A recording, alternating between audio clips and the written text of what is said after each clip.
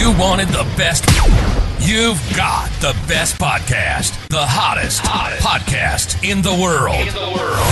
The Chris Voss Show, the preeminent podcast with guests so smart you may experience serious brain bleed. The CEOs, authors, thought leaders, visionaries, and motivators.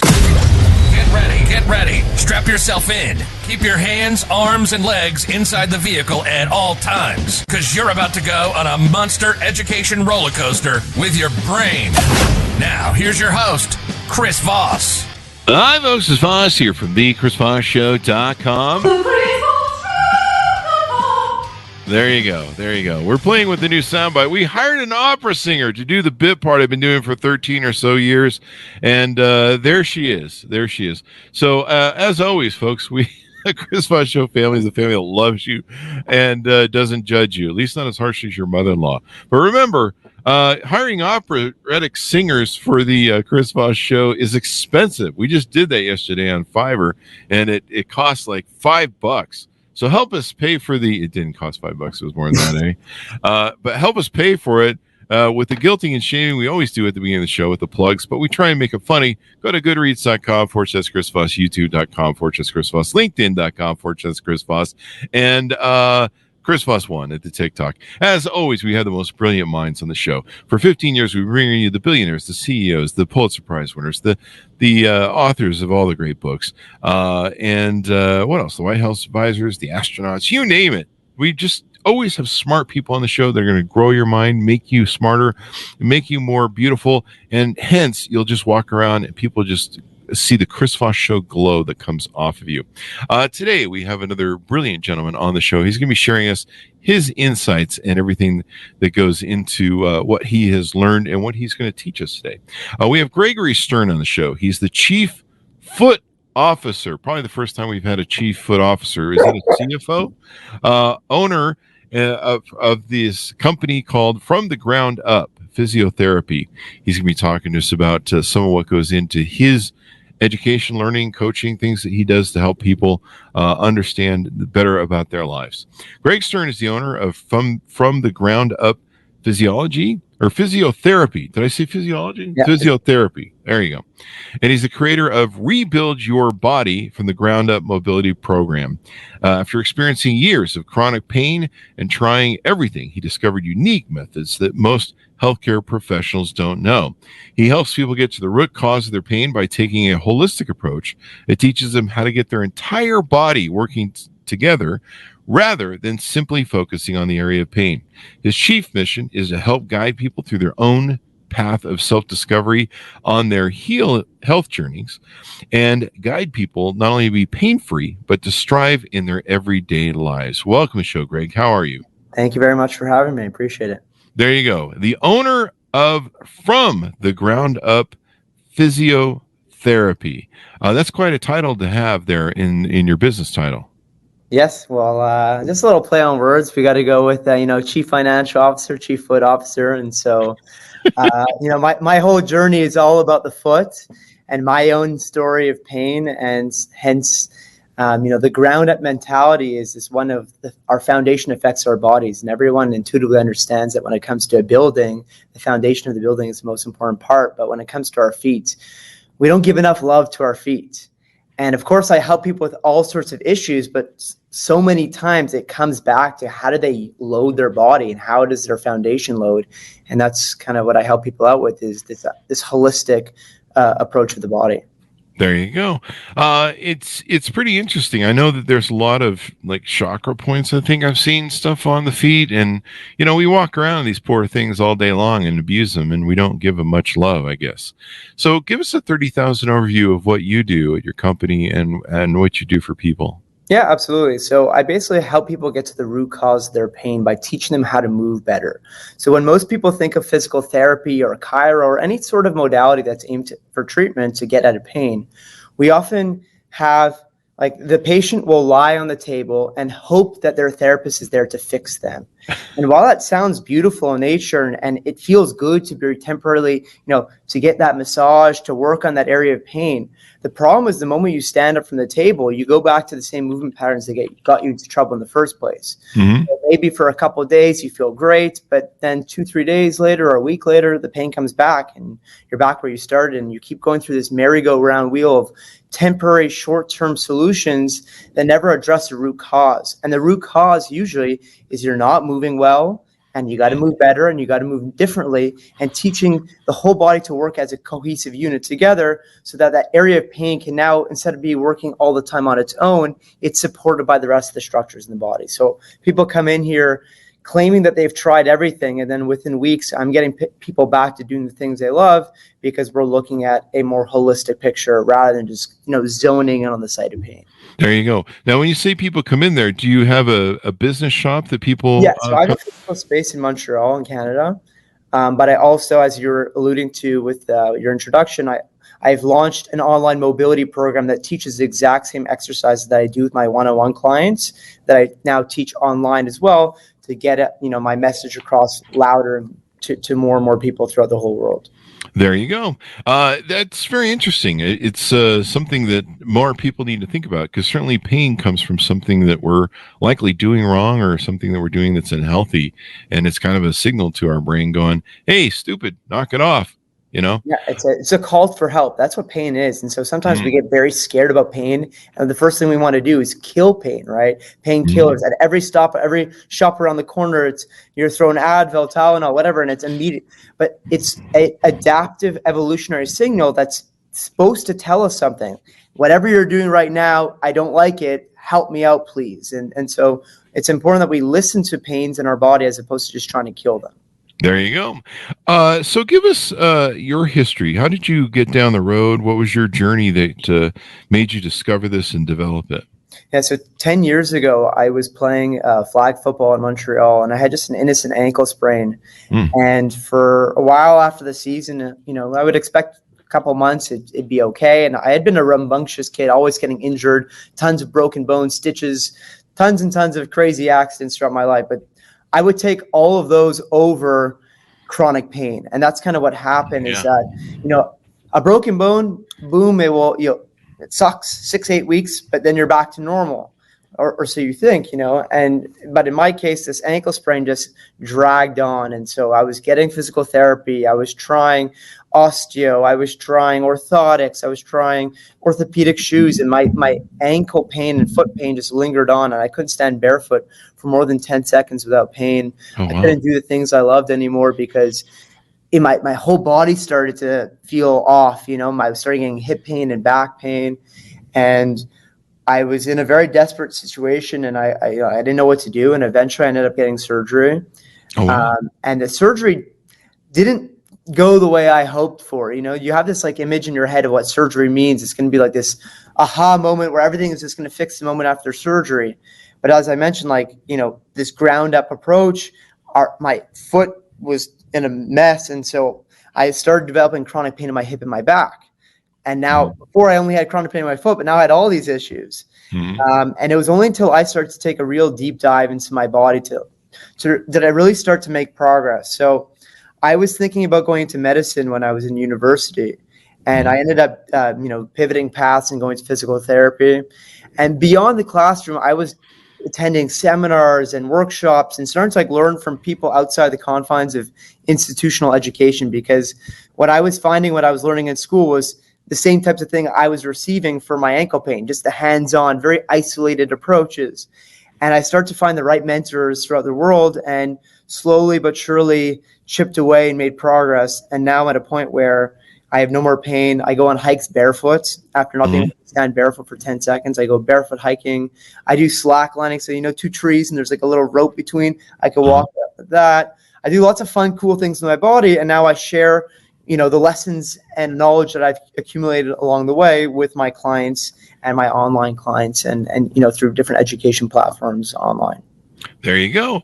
It's interesting to me, you were talking about how the foot pain turned into back pain, everything else. And I imagine that happens because you're trying to, you're maybe shifting your weight and standing differently. And that causes, your back to get thrown out because you're, suddenly Yeah, walking. your body's using different Trying to strategies to compensate. accommodate. Yeah. Uh-huh. Yeah. Now you mentioned one thing that's kind of interesting. I found in your stuff is you're a total foot nerd, Mhm. and you're a barefoot hiker. Yes. Tell us about that. That sounds. Do you go someplace that doesn't have big rocks, or? Well, the thing is, right? So remember, I was coming from someone who literally needed orthotics to survive.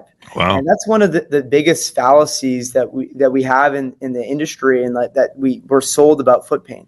So imagine you came to me with neck pain, okay? I'm like, all right, I'm going to give you this brace, and I want you to come back to see me in a year. You'd be like, well, what do you mean? Like, I need to get more mobility. I need to, develop the strength. I need to work on it rather than just bracing it.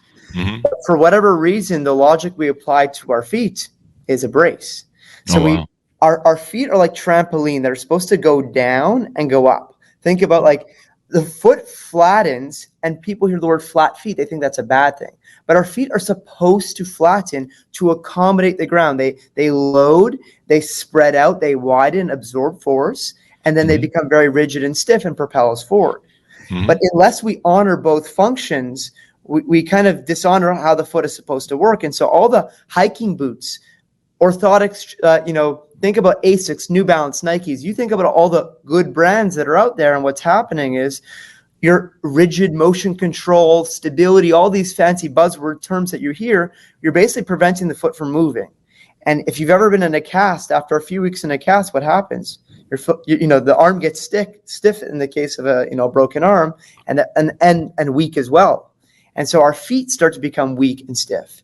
And so barefoot hiking was this journey that I went on of allowing my feet to start to feel the ground, work on uneven ground, and start to get stronger and move better as a result of actually just hundreds of thousands of years we've been barefoot. It's not as like it sounds crazy to many people like that hear it, but on the flip side, if we just think, wait a minute, haven't we always been doing that? Or our shoes that we used to have were just protection, but not imposing on our feet. And that's what's come about, is that all the conventional footwear that we think about that is good because of all its fancy technology, it's basically, yes, it protects our foot against, stabbing against glass on the floor here, but it's also now imposing on the foot. And so our feet start to change because they can no longer move well.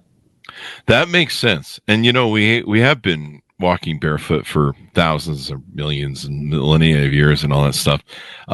So, why change? But yeah, and the feet, to my understanding, they have a lot of chakra points, don't they? Yeah. So I know my masseuses are always into that. Reflexology and all that. Mm-hmm. Yeah. I know my masseuses are into all that, and I know that when a masseuse gets a hold of your feet and does a really great job of hitting all those sore points, your eyes roll back in your head, and your brain goes, ugh. And but sometimes it's painful, sometimes it feels really good, and I know that it's important, and we walk around our feet like all day long. I've got a foot massage thing here from one of the big foot massagers that we reviewed here at the house, and I get in every day, and man, there's sometimes I put my feet in that thing, and the muscles are just all pissed off at me and like, you idiot. And it can hurt, but by the time it gets done, it just feels so healthy and so good. So you recommend that your clients go barefoot. Yeah. You actually insist on it then.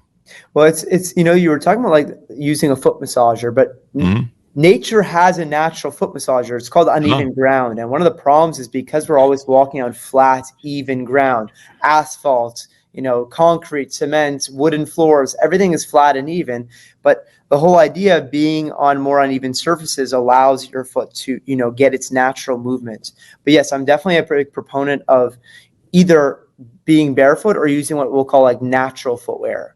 So those are shoes that are much wider at the tips of the toes. Mm-hmm. So instead of, when most people think, again, Asics, we could all agree a high-heeled shoe, very obvious. It's a triangle, right? That your foot is not the shape of a triangle. So they don't coincide together. But even if we look at a typical runner that most people wear, it's still not as wide as it needs to be. And so what I would like someone to do is, there's lots of different companies that are out there. One, I don't have any sponsors to any of them, but the whole idea being that a wide foot allows your toes to spread. Just like you wouldn't wear mittens all day long, you wouldn't wear something that tapers your toes in or your fingers in. So that's why I want people to be barefoot, is one, that their feet aren't squished. But then we also talked already about this element of flexibility. And so most of the shoes that are on the market are not flexible at all, versus, I guess we are live. Is that correct? That is correct. So just to see if people are watching, like I could take a shoe and I should be able to completely bend it. You'll notice that this is a lot wider at the tips of the toes. And it's also flat from heel to toe, because when we're born, our heel and our toe are flat to the ground. But all of a sudden, even a classic, think about a dress shoe. Think about an Asics. Any of these shoes, they're slightly higher at the heel than the toe. And what does that do to our body? It pushes our body forward. And now all of a sudden I need to crank at my back to prevent myself from falling over. So there's all sorts of things that are just impeding us from just being more grounded, connected, and having natural movement. There you go. So for those of us in the audio on the podcast, you're taking the shoe from front to back and crushing it into itself. And bend it. And if it can't do that, then that's bad? Well, there's a caveat to all this in saying your podiatrist right now will disagree with what I'm saying. Wow. And guess what? My podiatrist, when I was in years and years of pain, told me you got to be in the most maximalist shoe possible. You need to be in orthotics. But explain to me why I could hike barefoot now. Because the foot changes just like any other structure. You want to get stronger biceps, you go to the gym. Well, if you want to get stronger feet, you have to use them. And again, all of this is about gradual exposure, because think about it. If you've been in something so stiff for so long, it takes time and you have to ease into it. And a lot of the time I'm giving people different exercises that kind of facilitate this transition to a more natural shoe. But ultimately, if you want to be the most natural human being possible and to thrive and be pain-free and have a resilient foundation that affects the rest of the body, you need to be in a shoe that lets your foot function like a foot. And most shoes that don't bend and twist, they're not letting your foot function like a foot. There you go. Now, one of the other things you talk about is why posture is a very dirty word. Yes. And why learning to slouch will save your back. Tell me about that. Yeah. So again, unconventional ways of approaching the body, but they're effective. So how many times have you been told in your life to sit up straight, stand up straight, good posture, shoulders down and back, right? By my mom every day. By your mom, by your dad, by your teachers, by society, by everyone. Everyone thinks good posture means to be upright, right? Yeah. But what's happening, and we'll just do an example here. I want you to take your hands together right now and squeeze them together as hard as you can. Okay. So go for 5-10 seconds and tell me, squeeze. Okay. Okay. Now, how do your hands feel right now? They're kind of hurting. Relaxed. Huh? Tense or relaxed? Very tense. Okay, cool. Now relax. Now put your hands on your lower back. Okay. And go ahead and sit up as like your mom told you in that nice, good posture. What happens to your lower back right there? Does it feel tense or relaxed? I don't know. Usually, so just think about it this way. The way that most people upright themselves, really on the lower back, if you're really going to pop your chest up and go in good posture, squeeze your shoulder blades together, you're going to feel that your lower back muscles squeeze, right? They're engaged. They're not engaged right now, right? Mm-hmm. Okay. I'm still waking up this morning, so my back and body is still a little sore. Okay, no worries. But, the point to make, and that most people will feel, is that when you're sitting up straight in this good posture, and I'm going to put that in quotation marks for a second, is that what we're doing is we're engaging our lower back muscles.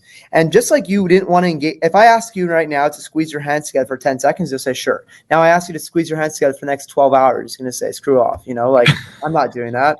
But that's kind of what we do when we go into good posture, right? We're squeezing our lower back muscles, and it's not what they want. Now think about, let's teleport ourselves to India for a second. I was there in 2014. Now, I saw 80-year-olds being able to do an ass to grass squat, basically where they're able to sit with their heels flat on the floor and they could sit down.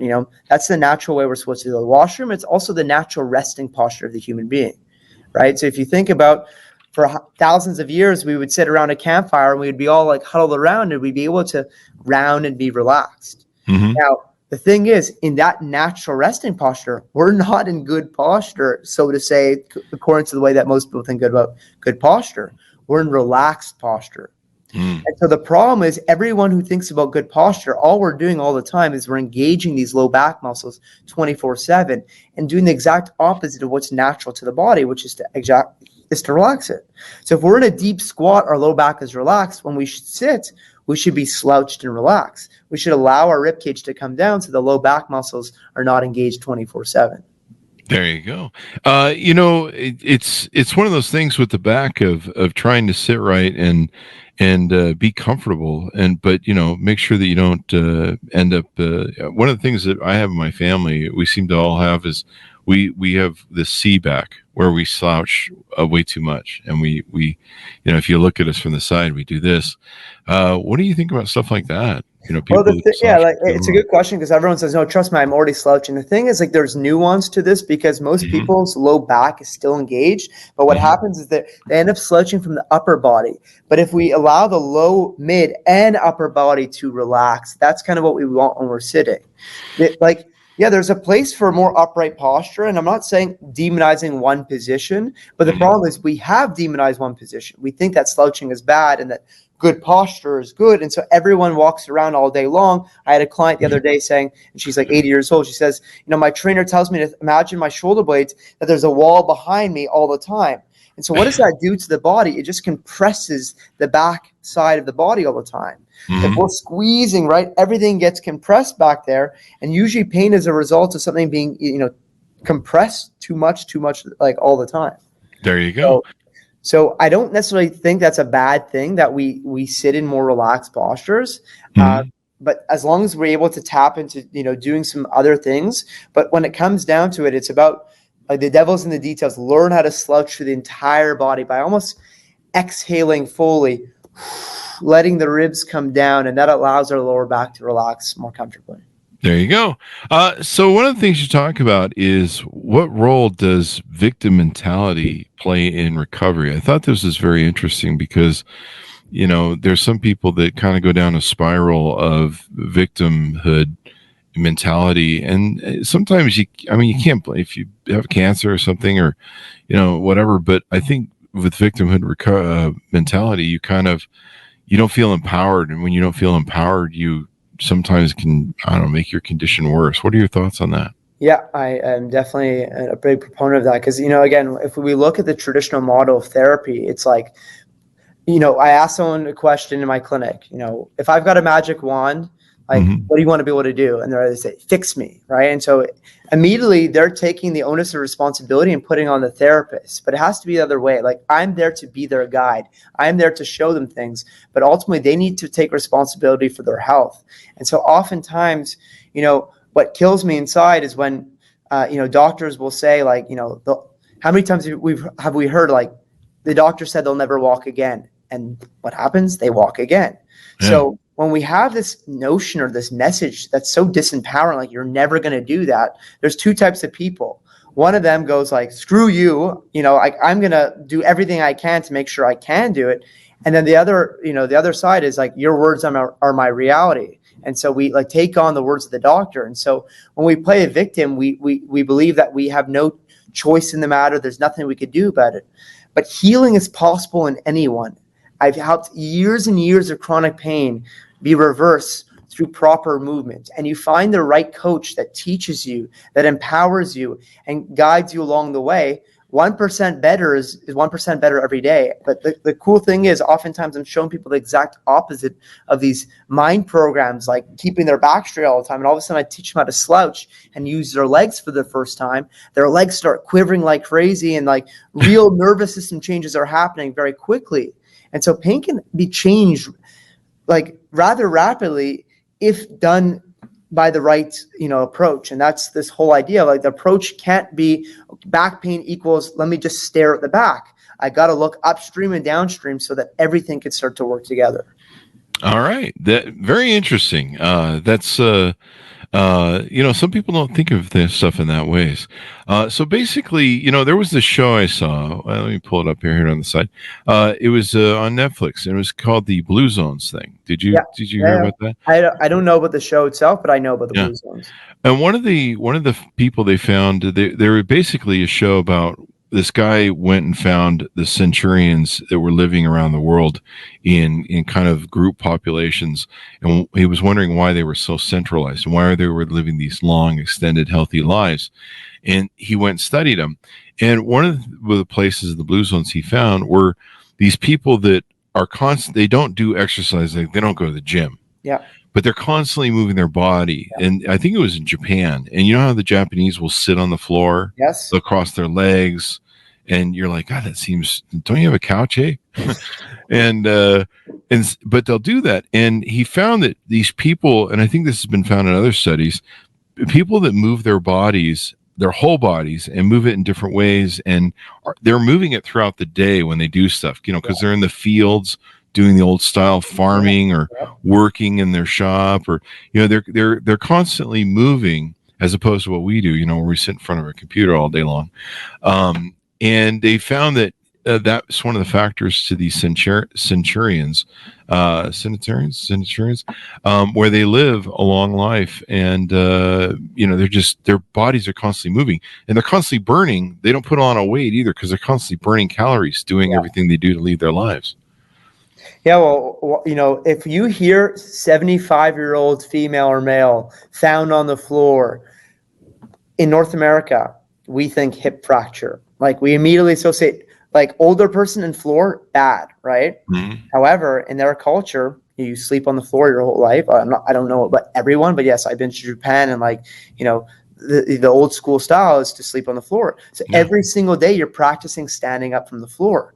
But for many people, they're like, I asked them, let's go to the floor. Oh, no, I don't go to the floor. It's like, what do you mean you don't go to the floor? And so it becomes this thing that it's like, imagine you're standing on a bridge and you're looking down that bridge. Well, that's scary.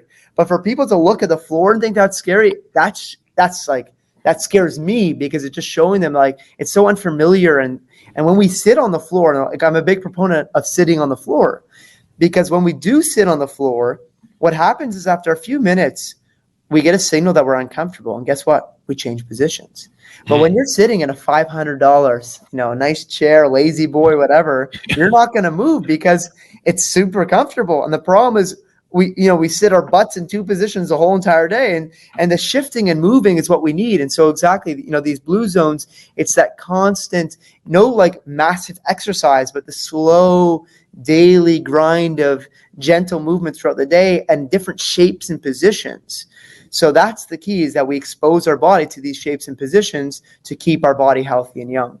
There you go. And it's been found that people that keep moving throughout their day and their life, I need to do something in my chair or something, come up with something for the computer work that I'm always engaged in. But I try to get up a lot. I find that I have to get up a lot and do stuff, especially with my older age and what's going on with that.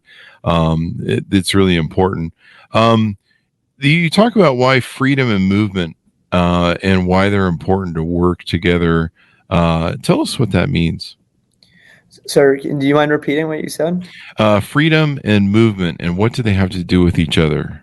Well, I guess, movement gives you freedom, and freedom gives you movement. It's like this idea that instead of us, what do people want ultimately at the end of the day? Like, they want to close their eyes and think back to a time in their childhood where, like, they didn't have to think about their movement. There was no fear involved. And so the goal of the things that I do with people is to give them that sense of freedom again in their bodies. So I think that's really what I was getting after there, was this idea that we should just all be able to exude a sense of, playfulness in our bodies throughout our entire lives. There you go. And movement is really important. You talk about the Japanese, they sleep on those little cots I've seen, and which are very similar to like a yoga mat, and you see people when they're doing yoga, they're basically moving the body. And it's kind of interesting how that seems to have a meditative approach of healing and making the body feel better. And people are like, well, I'm, doing yoga, but it's the movement probably that is the big factor in there, right? Yeah, well, I mean, like we've always slept on the ground throughout the entire history of mankind, or like, you'd stack up some stuff, but it would still be a more firm surface. And then you go to a hotel or whatever, and it's like the most soft mattress in the world where you sink in, and it feels good initially, but it's not what our body wants because, again, even this idea of we talked about sitting and adjusting positions when we sleep. Our body should be moving as well a little bit. Again, it's happening unconsciously while we sleep. But if you're in something that's so sinky, then you basically can't move because your body just like is stuck in that hole of the bed.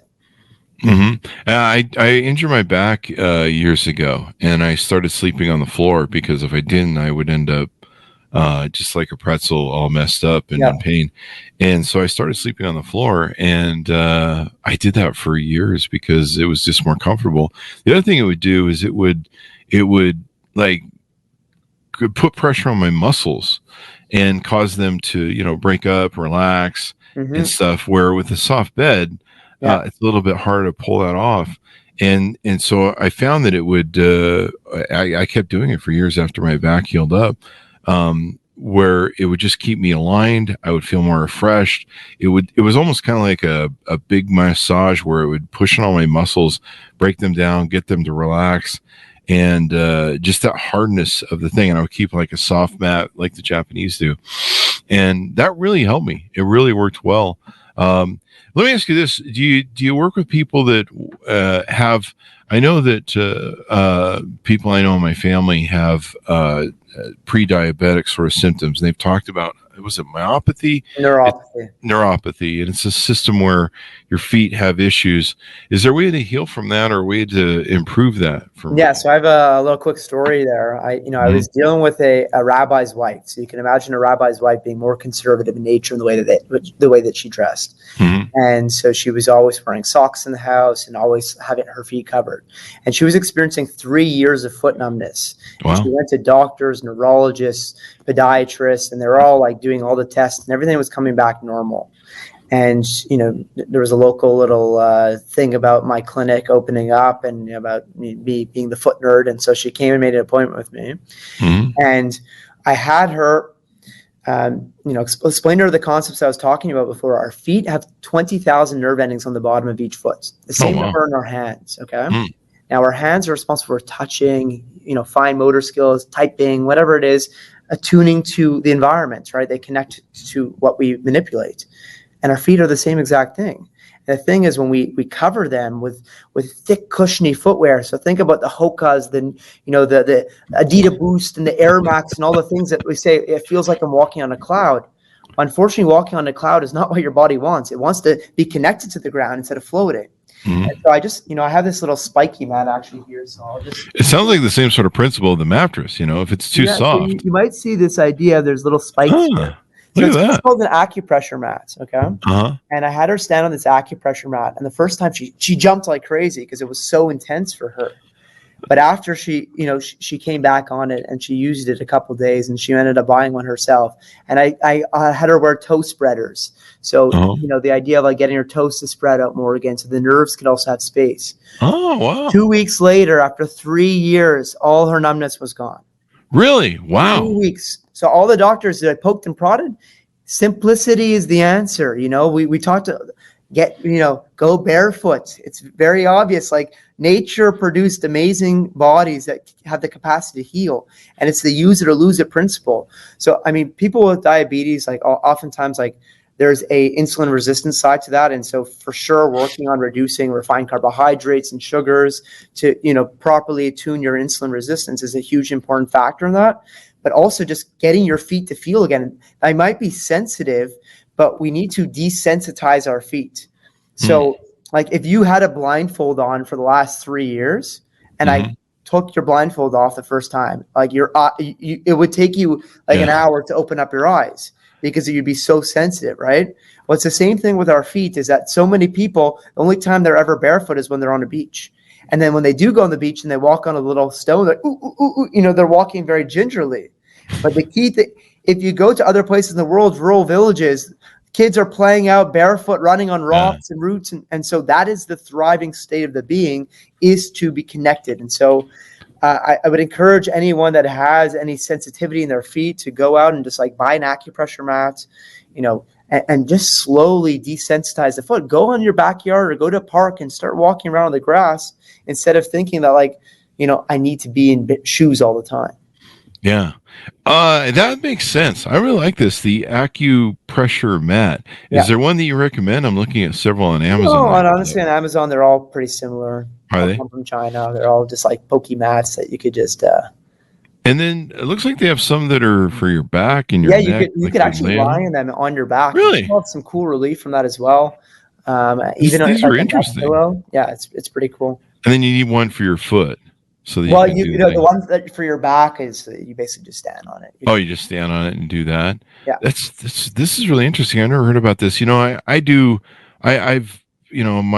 masseuses back in the day. They would always tell me about hey, you need to make sure that you there's acupressure, and you would feel it. When they go in there and they hit those points.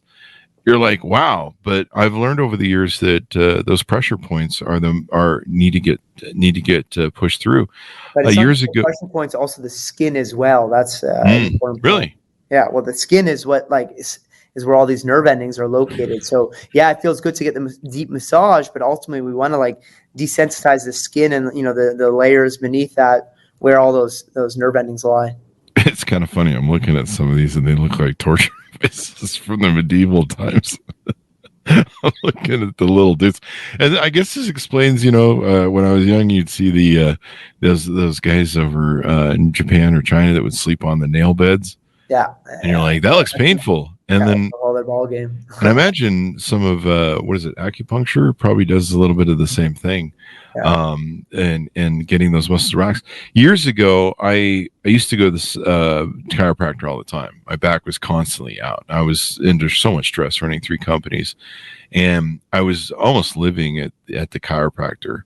And I would get in the car and I would start driving back to my office, and my back would just start seizing up again. And one day I just got pissed and I drove back to him and I go, I don't understand. You just worked on me, and I get, 5 minutes down the road and my back's locked up again and needs to be adjusted. What is going on with me? Like, am I dying or whatever? And he goes, no, I probably shouldn't talk to you about this because you probably won't ever come back to see me again. He goes, but what you have is you have muscle issues. You don't have spinal issues like bone. He goes, you have muscle issues. And he goes, what your back is doing is your muscles are throwing your back out and they're pissed off. And he goes, the reason you have pain is because what happens with the muscle is the blood is going through the muscle and the muscle gets overseized. And so it's blocking the blood from going through there. And that's where your pain is coming from. And he goes, so here's what I want you to do, because you have these pressure points, these muscles that are really being a problem for us. He goes, I want you to get a tennis ball, and I want you to stand up against the wall, and wherever you're feeling the pain or that tightness of muscle, lean up against the wall and roll. You get really good at this after a while. It's hard to do at first, but you roll that ball around. And then he goes, anytime you find a pressure point, he goes, it's going to hurt like hell. It's really going to hurt like someone's stabbing. Sometimes it feels like someone's stabbing you. But just put the ball on there and put the pressure on the muscle. And he goes, what happens is you press on the muscle, and when you compress it, you're going to get the blood flow to start going through there, and then it's going to pop and release. And you know what? I never went back to a chiropractor ever again. It actually worked. I definitely want to comment on that, Stir, if you don't mind. Please do. Well, the thing, again, like as I was mentioning at the very beginning of our talk, was like, how does my approach differ from most other people? And like, whether you're a physio, you're chiro, whatever it might be, adjustments, hands-on therapy, whatever active release technique that you went and got a course in and you have it next to your name, those are all one tool in the toolbox. Mm-hmm. And like, your ball on your back is one tool in the toolbox. But the key thing of why like people that see me don't have to keep going back for adjustments is because we're getting to the root cause of the pain. And so why does your body go back into that, seize mode? Because it doesn't feel safe. And so you're just like cracking and, he's imposing his will on your body, and then your body's like, well, I don't want that. Like, there's a reason I'm stiffening up, and unless you yourself guide your own nervous system through, safe, gentle movements to get you back to a place where you're comfortable moving again, that's only the time when it's going to finally learn to let up and relax. And so that's the thing, is that people go on this freaking treadmill or, conveyor belt of the same treatments over and over again. And they're like, oh, if I could just get that one crack, everything will be fixed. And that's how people think. And it becomes literally like crack cocaine, the way that people go to these, to chiros, like all the time. I hear it. And the chiro takes an x-ray before and after like their treatments. But the reality is, if you take a look after their spine a year later, there's no such thing as a perfect spine alignment. It's more, how does your nervous system manage gravity? We're all against gravity. So we need to learn how to do things in standing. And so what I teach people is the exercises that I do with people, and I was mentioning the idea of shaking. I mimic the demands of real life. I teach people how to squat in very interesting ways, to hinge, to bend, to rotate, to side bend, to expose their body to 3 dimensions so their body is familiar with these things. Because as we mentioned, our lives are so, in front of the computer, one-dimensional. You go to the gym, it's squats, deadlifts, bench press. Everything is forwards and backwards.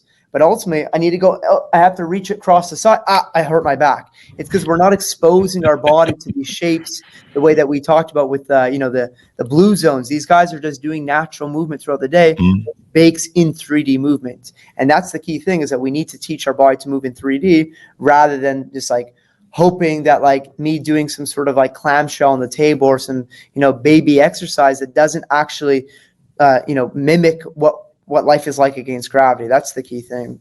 There you go. That makes complete sense, man. And you do very rigid stuff. You don't sit here for sit in your computer desk for a while, and you go look over there, and you're like, oh man, I pulled my neck out. I shouldn't look over there. I should just stay rigid. Avoid movements, right? Yeah, so you avoid movement. Well. And so it's a vicious cycle, because like the less we move, and now we get hurt again, we move even less and even less. But the key thing is to introduce movement back, obviously in a safe way. There you go. And it makes sense, because the reason it hurts is because you haven't moved that way in a while, and your muscle's like, hey, what's going on? Yeah. And you need to keep that open. So tell us how clients can onboard with you, utilize your service, get to know you better, and work with you. Yeah, absolutely. So, if anyone's listening in Montreal, you can come see me in person. But the key thing that I would encourage people to do is check out my program called Rebuild Your Body from the Ground Up, which is the exact same system of exercises that I use my clients on a daily basis. It's easy to perform, whether you're, a gym goer or someone who's just looking to get off the couch and feel good in their everyday life. It's all about using your whole body together. You could be a beginner or advanced, and it's in the comfort of your own home. The goal for me is to make it as easy as for people to follow. So it's like 15-minute daily commitment, but the results are incredible that you'll have, and you'll be able to feel like a kid again and move the way you want to move. And be able to do the activities that you love. So if I guess like go in, my Instagram is Ground Up Physio, Facebook Ground Up Physio, everywhere you can find me is Ground Up Physio. That's the word ground up, and physio is PHYSIO. And my the links in the bio and all that jazz. And people could check it out. And if they have any questions, if they want to work one-on-one with me, I also do virtual consultations. So I've got clients all over the world as well that do one-on-one. And, my program has options as well to, have more tailored approach for people. So people could check that out if they want to, if they're sick and tired of the endless solutions that only provide them that temporary relief, that's where I come in, and it's the same thing that I needed to use when I was dealing with pain for my entire, for 6 years. I dealt with chronic pain for 6 years. I felt broken, unbalanced. So I know what it feels like. And I fortunate enough that this journey is certainly a blessing and a curse, because it was not fun. I was depressed for a long time, but now I started my own clinic. I love what I do every day, and I help people, get back to doing the things they love and light people up in really exciting ways. So it's extremely rewarding. And so if anyone has any questions, I'm happy to There you go. Everything that comes my way. Well, you've educated me, man. I'm going to quit using all my arcing shoes and all this stuff. I'm probably going to start walking around the house barefoot again. I could send you some, I encourage people. So there's very minimalist shoes. So if you think about the Vibram 5-finger shoes, so everyone's probably seen those before. They're like the shoes that literally have 5 toes in them. Mm-hmm. You ever seen those before? Yeah, I've seen those where they have an individual slot for each toe. Yeah, and those are, people say, "What do you think about them?" I say they're great. And I'm like, if you want to pick up any chicks with those, you're not likely to pick up any ladies or boys, whatever. But the cool thing is that there's a lot of new companies that do exist. One of them being the name Ultra, Altra. So instead of Ultra. And what I like about the shoe for most people to start with is it's cushioned, flat, wide, and flexible, but because most people are used to the cushioning, it's somewhat easier versus something along these lines. This is a company called Vivo Barefoot, and these are extremely thin. As you can see, there's no sole. Oh, wow. And so they're like, for me, the thick soles are too much, but it's because I've made the transition and I'm so used to be barefoot all the time. Again, I couldn't stand barefoot for more than a few seconds. So I like, someone says, "Oh, it won't work for me." It's like, no, it will. You just have to, our feet change in response to load. Yeah, and so you our bodies change in response to load, but good load, right? So, all these different foot companies exist. And so you don't have to only wear those 5-finger toed shoes. If you want to be more connected to the ground, there's lots of new companies that exist that are more cool. Yes, they will look slightly different, but being different is good because, it's, those don't look normal. Well, guess what? Normal right now is unhealthy. Normal is overweight. Normal is in pain. And so we don't want to be normal. Be the weirdo who's not in pain. Be the weirdo who's different and who follows the natural principles of the way that we're supposed to move. Be the weirdo, people. What about sandals, like little Jesus type sandals? Yeah, so I don't have. I do have mine, but they're all at the other side of my clinic. But one of the problems that when people wear flip flops is that they clench their toes when they walk. So you definitely don't want to be clenching, because basically, if I'm walking unconsciously, if I'm gonna walk normally, the flip flop will fall off my foot, and so you have to clench your toes for it to not fall off, and hence the flop, because it comes back up. It's like flip flop. So I'm definitely a bigger proponent of sandals, but again, more minimalist sandals. So I wear these sandals that are super flexible. They're very thin. A company called Xero, Xero. Those are the sandals I like. There's Earth Runners. There's tons and tons of these minimalist brands of any, even winter boots. So Montreal, winter's approaching and it's getting a little colder outside. I have boots that literally feel like they're lighter than most people's shoes. They completely flex. So there's no excuse anymore. It's amazing how all these companies now exist that provide, shoes for any type of purpose. So if you're a trail runner or whatever, activity you like, there are shoes for anything. And so a good shoe is a shoe that lets your foot move, not blocks movement. There you go. What about the sandals that have my sandals have the band over the foot. I don't like this thing shoved up between my toes, the sandals. And so when I walk, I don't know if I clench because my arch. Usually not if you have a heel hook.